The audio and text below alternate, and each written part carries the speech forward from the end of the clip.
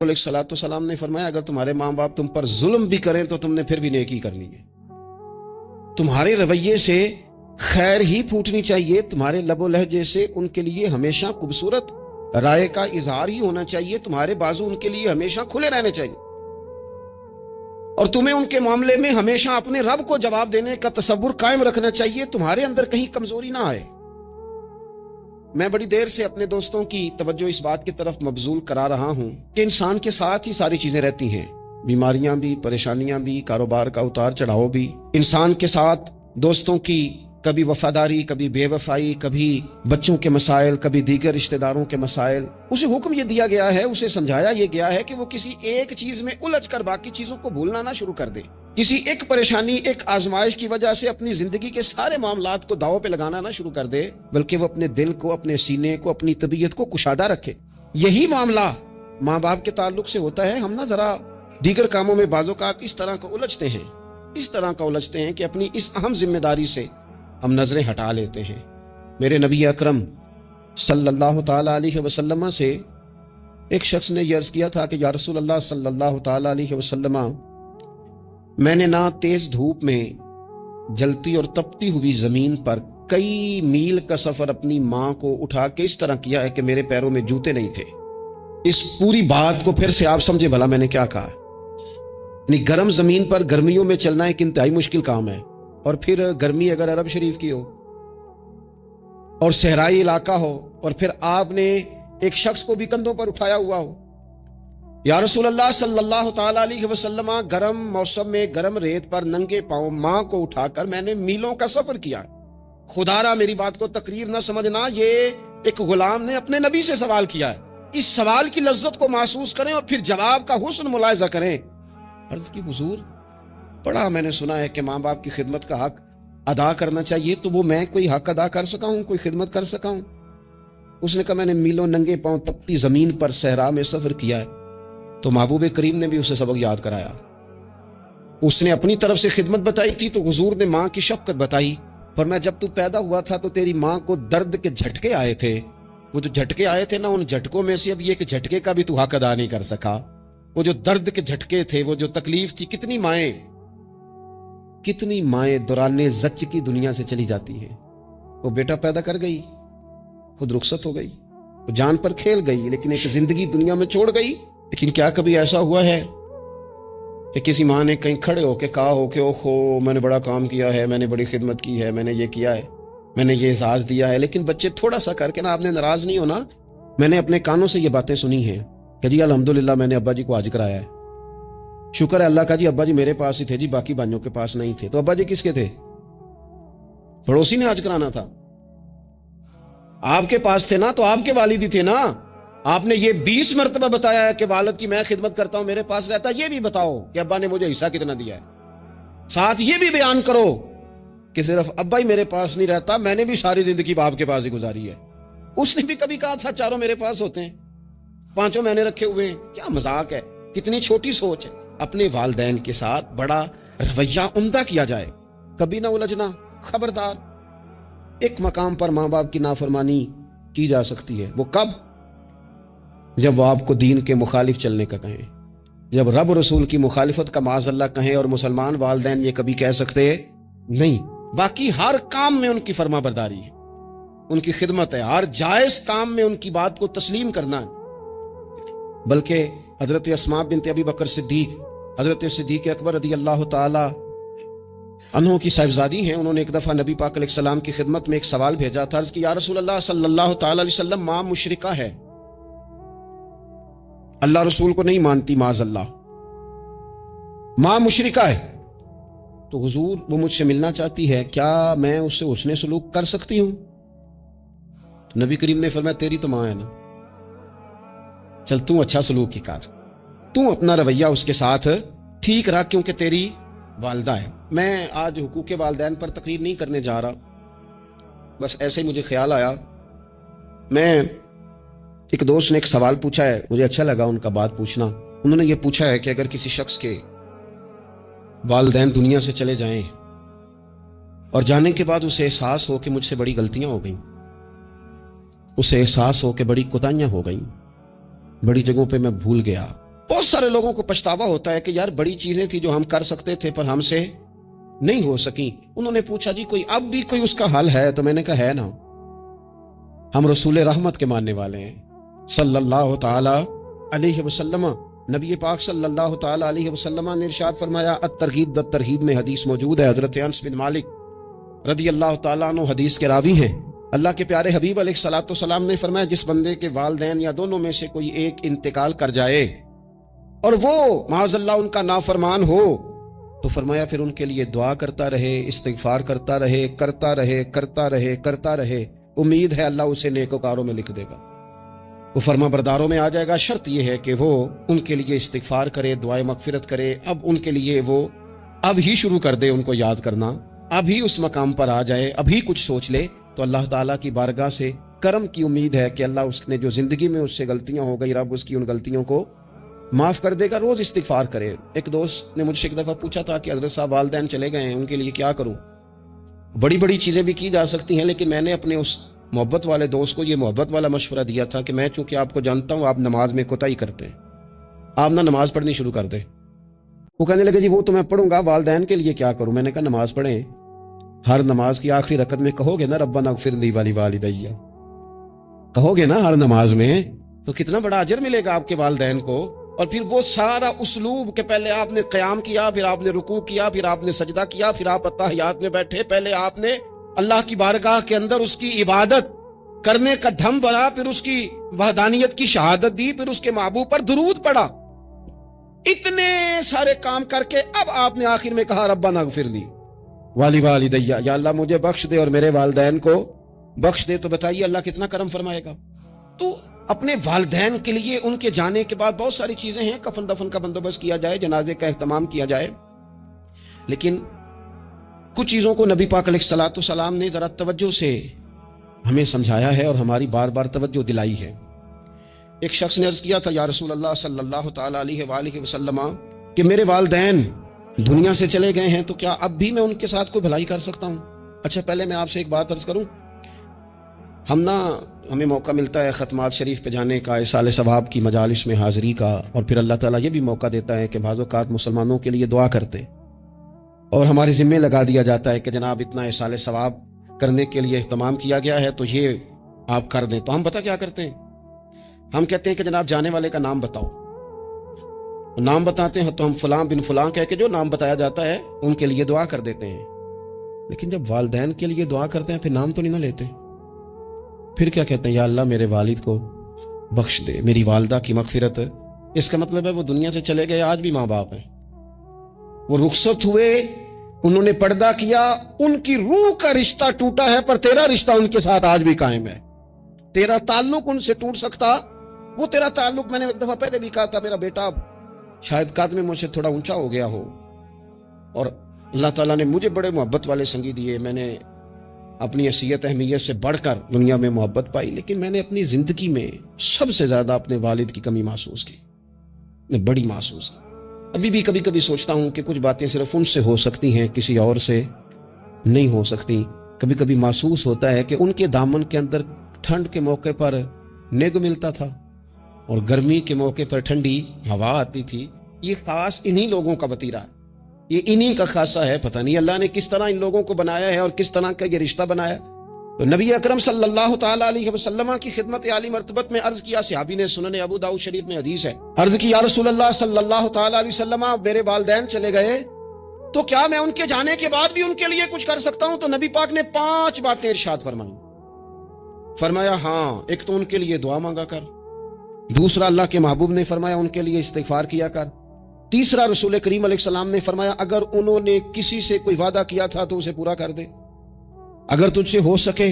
اور رسول کریم علیہ السلام نے فرمایا اگر ہو سکے تو ان کی طرف سے صلہ رحمی بھی کر، یعنی ان کے رشتہ داروں سے اچھا سلوک کر، اپنے چچاؤں کے ساتھ تو نیکی کر، اور اگر تیری والدہ کی طرف سے تو نیکی کرنا چاہے تو اپنے ماموں کے ساتھ، خالاؤں کے ساتھ تو اچھا سلوک کر. اور پھر 5ویں نمبر پر محبوب نے فرمایا اپنے والد کے دوستوں کی تعظیم کر، ان کے لیے تیرے دل میں اچھے جذبات ہوں، تو اکرام کر دوستوں کا. اور والد کے دوستوں کے اکرام کا تو اتنا بڑا درجہ ہے کہ حضرت ابو بردہ رضی اللہ تعالیٰ عنہ تشریف لائے مدینہ طیبہ میں، حضرت ابو بردہ مدینہ طیبہ میں تشریف لائے تو حضرت عبداللہ ابن عمر رضی اللہ تعالیٰ عنہ ان سے ملنے پہنچ گئے فٹافٹی. مصروف آدمی تھے حضرت عبداللہ ابن عمر, بہت بڑے مفتی تھے, لوگ ہر وقت مسائل پوچھتے تھے, حج کے سب سے زیادہ مسائل انہی کو آتے تھے اور صحابہ میں ایک بہت بڑا مقام رکھتے تھے. حضرت عبداللہ ابن عمر فوراً حضرت ابو بردہ رضی اللہ تعالیٰ عنہ سے ملاقات کے لیے پہنچے اور پہنچتے ہی فرمانے لگے, آپ کو پتہ ہے میں آپ سے کیوں ملنے آیا ہوں؟ حضرت ابو بردہ کہنے لگے, میں تو خود بڑا حیران ہوں کہ آپ ایک مصروف آدمی اور آپ ٹائم نکال کر کے میرے پاس تشریف لائے. فرمانے لگے, اس لیے آیا ہوں کہ میرے والد آپ کے والد کے دوست تھے, حضرت فاروق اعظم کے دوست تھے آپ کے والد. اور یہ صحیح ابن حبان میں یہ لفظ موجود ہیں. حضرت سیدنا عبداللہ ابن عمر رضی اللہ تعالیٰ عنہ فرمانے لگے, نبی پاک علیہ السلام نے فرمایا ہے کہ جو اپنے والد کی قبر میں ان سے اچھا سلوک کرنا چاہے وہ والد کے دوستوں کے ساتھ اچھا سلوک کرے, وہ اس رویے کو, اس محبت کو قائم کرے, اس چیز پر خاص اہتمام کرے, خاص ذوق دے. ہمارے ہاں نا جی ہم جلدی سے مصروف ہو جاتے ہیں اور اپنے دوستوں کو زیادہ ٹائم دیتے ہیں, اپنا آنا جانا, اپنا اٹھنا بیٹھنا, اپنے شب و روز ان میں ہم زیادہ وقت گزارتے ہیں. کرنے کا کام یہ ہے کہ تھوڑا ٹائم نکال کے, تھوڑی فرصت دیکھ کر اس پر تھوڑی توجہ دی جائے. اسی طرح معروف روایت سیاستہ میں موجود ہے, حضرت مالک بن دار کہتے ہیں کہ میں حضرت عبداللہ ابن عمر کے ساتھ جا رہا تھا تو میں نے دیکھا ایک بدو ننگے پاؤں اور ننگے سر آ رہے ہیں. حضرت عبداللہ ابن عمر نے فٹافٹ انہیں اپنی سواری بھی دے دی, سیاستہ سے حدیث عرض کر رہا ہوں, سواری بھی دے دی اور پگڑی بھی دے دی. فرماتے میں نے عرض کی حضرت عبداللہ ابن عمر سے کہ حضور یہ بدو ہیں, یہ تو تھوڑے سے نذرانے پہ بھی خوش ہو جاتے, آپ کوئی عام معمولی سا تحفہ بھی دیتے تو راضی ہو جاتے, اور آپ نے پگڑی بھی دے دی اور گھوڑا بھی دے دیا. حضرت عبداللہ ابن عمر کہنے لگے, یہ کوئی عام آدمی نہیں, یہ میرے والد کے دوست ہیں, اور والد کے دوستوں سے محبت کرنا یہ ہمیں رسول رحمت نے سکھایا ہے, کیونکہ اصلاں نال جے نیکی کریے تو نسلاں تاک نہیں بھول دے. محبتوں کو قائم رکھنا, ان کو دوام دینا. ہمارا تو چچا کے ساتھ سلوک نہیں رہتا, توجہ نہیں رہتی. ہم نے اصال ثواب کا جو مفہوم بنا لیا ہے وہ بڑا گڑبڑ ہے.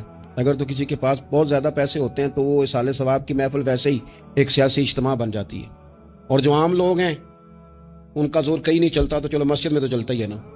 وہ آ کے کہتے ہیں مولوی صاحب کو کہ بچے بھیج دیں اور پورا قرآن پاک پڑھانا ہے ہم نے. بھئی نبی پاک علیہ السلام نے تو فرمایا جتنی دیر دل جمے اتنی دیر پڑھو, آپ نے کیوں پابند کیا پورا پڑھنے کا؟ اور پھر اللہ تبارک و تعالیٰ اگر معاف فرمانے پہ آئے, وہ تو پتر بسم اللہ بھی پڑھے تو اللہ باپ کو معاف فرما دیتا ہے. شرط یہ ہے کہ خلوص ہو, وہاں تو معیار دیکھا جاتا ہے, مقدار تھوڑی دیکھی جائے. تو اصال ثواب تو یہ ہے کہ آپ ضرورت دیکھیں کس چیز کی ہے. ہمارے ہاں منوں کے حساب سے کھانے پک جاتے ہیں, بڑی بڑی لمبی دعوتیں ہوتی ہیں, بڑا کچھ ہوتا ہے, لیکن جو ضرورت ہوتی ہے, ضرورت کو ہم نہیں دیکھتے. اگر آپ کوئی اور کام ضرورت کا کرا دے نا, کروڑوں روپیہ آپ نے لگا دیا ختمات پہ اور فلاں پہ, اور جس قبرستان میں آپ نے والد کو دفن کیا اس میں تو غریبوں کے لیے مزید جگہ ہی نہیں دفن کرنے کی, تو یہ اچھا اصال ثواب نہیں تھا کہ قبرستان کی جگہ بڑھائی جاتی. یہ اچھا اصال ثواب نہیں تھا کہ مسجد کا ماحول دیکھا جاتا, علاقے کے غرباء پر نظر کی جاتی. وہ لوگ جو بیچارے قرض کے نیچے آ کے پوری طرح دب گئے ہیں, نفسیاتی مریض ہو گئے, ان غریبوں کو دیکھا جاتا. یہ اصال ثواب نہیں تھا. آپ دیکھیے حضرت سعد رضی اللہ تعالیٰ عنہ نے حضور کی بارگاہ میں عرض کی, یا رسول اللہ صلی اللہ تعالیٰ علیہ وآلہ وسلم, میری ماں ایک غلام آزاد کرنا چاہتی تھی, اگر میں ان کی طرف سے وہ غلام آزاد کر دوں. موطا امام مالک میں روایت موجود ہے, اب غلام آزاد جب آپ کر دیتے تھے نا, آج کل تو غلام بکتے نہیں, لیکن ایک قسم غلامی کی آج بھی ہے, بتا دوں آپ کو. وہ جو بندہ ایڈوانس لے لیتا بیچارہ 4 لاکھ روپیہ, پھر اس کو تنخواہ بھی پوری نہیں ملتی, پھر اس کی جان بھی نہیں چھوٹتی, وہ کہیں اور جا بھی نہیں سکتا. بھئی آپ ایڈوانس دیں گے کسی کو, اس کو خرید تو نہیں نہ لیں گے, اس کی مجبوری تو نہیں نہ خریدیں گے, اللہ کو ناراض تو نہیں نہ کر لیں گے. آپ ایڈوانس دیں لیکن پھر اسے تنخواہ بھی تو اتنی دیں جتنی معاشرے میں روٹین سے ہوتی ہے. یا رسول اللہ اگر میں غلام آزاد کر دوں اپنی ماں کی طرف سے, چل تو بھی کسی کو ایڈوانس معاف کر دے ماں باپ کی طرف سے, چل تو بھی کسی کو چھوڑ دے قرضہ ماں باپ کی طرف سے چھوڑ دے, کچھ نہیں ہوتا. رسول کریم علیہ السلام کی بارگاہ میں عرض کی حضرت سعد نے, یا رسول اللہ صلی اللہ تعالی علیہ وسلم, اگر میں اماں کی طرف سے غلام آزاد کروں تو ماں کو ثواب ملے گا؟ حضور نے فرمایا کرنا, ملے گا نا تیری ماں کو ثواب, کرنا تم یہ اصال ثواب, یہ والا اصال ثواب کرنا. حضرت سعد رضی اللہ تعالیٰ عنہ نے ایک مقام پر یہ بھی عرض کیا تھا, ابو داؤد شریف میں موجود ہے, کہ یا رسول اللہ صلی اللہ تعالیٰ علیہ وسلم, میری ماں کا انتقال ہو گیا, ان کی طرف سے کچھ کرنا چاہتا ہوں, کیا کروں؟ میں آپ سے عرض کرتا ہوں نا, تنقید کرنا تو آسان کام ہے, تو بنائے نا کسی مدرسے میں کمرہ جہاں طالب علم پڑھیں, والدین کی طرف سے بنائیں, جا کے دیکھو نا. یہ بات کرنا تو آسان ہے کہ اسپتالوں میں ایک بیڈ پہ 4 لوگ پڑے ہیں, تو آپ اپنے والد صاحب کی طرف سے اسپتال میں 2 کمرے بنوا دینا, آپ کو 20 بیڈ پہنچا دینا, آپ جا کے بات کریں کسی ٹرسٹ والے سے اور کسی سرکاری ہاسپٹل والے سے کہ لائنوں میں لگے ہوئے ہیں لوگ، ہارٹ کا پیشنٹ جو بیچارہ قریب ہو جاتا ہے موت کے اور اس کا ٹیسٹ ہی نہیں ہو پاتا، مشینیں نہیں چلتی، تو آگے بڑھے نا۔